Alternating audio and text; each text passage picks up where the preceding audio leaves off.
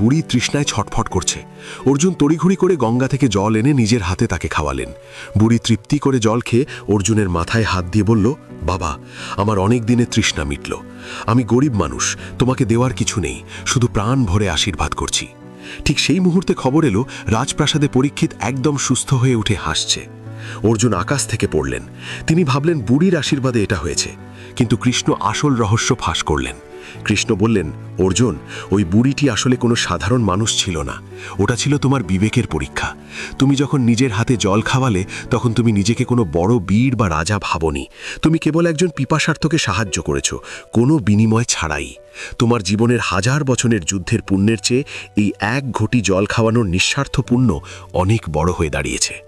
মানুষ যখন নিজের অহংকার ত্যাগ করে সাধারণ মানুষের সেবা করে, সেই সাধারণ কাজের মধ্যেই ভগবান লুকিয়ে থাকেন। বড় বড় ত্যাগের চেয়ে ছোট ছোট নিঃস্বার্থ কাজ